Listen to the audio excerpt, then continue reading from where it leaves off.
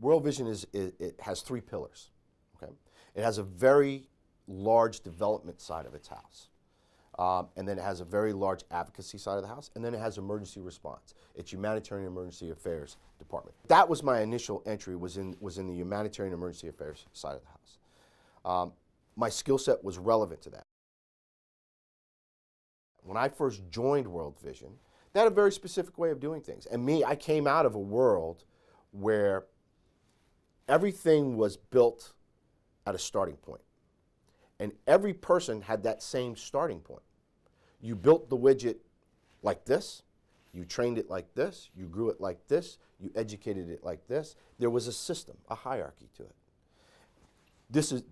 Standing militaries need that. Government services need that. Firefighters, policemen, emergency medical technicians. There's a way to build that widget. I got into World Vision, and I realized very quickly the humanitarian community does not build itself that way.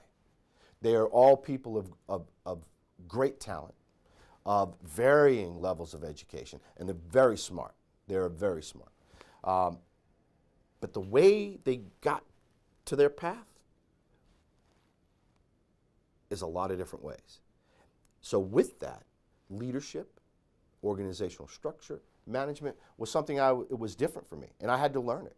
And I had to fit in. I had to learn the way the humanitarian community did business. Not only World Vision, and I say the humanitarian community because the humanitarian community as a whole, regardless of what organization you work with, they're a unique group of individuals.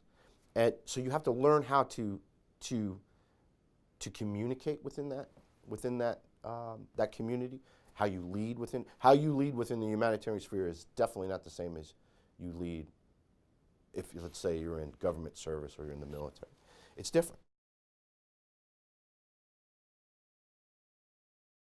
When we talk about the security culture, the safety and security culture of our organization, World Vision, when I entered into it, it was mature in the sense that World Vision they had a security risk management manual. They had a personal security manual. They had already created training. What we were missing at that time, in my opinion, was we hadn't truly been able to go global with it. And creating a cultural shift, a culture of safety and security. But what has to happen is training leadership. How do you deal with situations that you're going to be faced with? How are you going to deal with a peacetime governmental situation when your staff get detained? How are you going to deal with a kidnapping situation if that happens? How will you deal with staff that are attacked?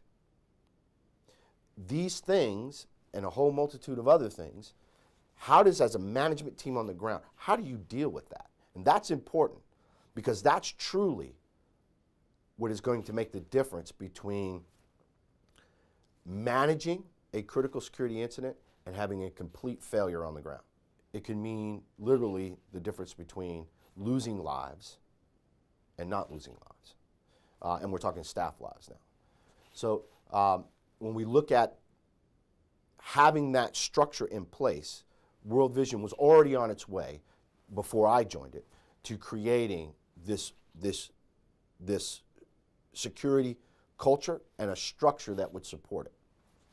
I joined at a very good time because they were just in the beginning of building it. And putting all the pieces in place. And I'm proud to say that I was a part of reorganizing and restructuring that, but total team effort from that standpoint.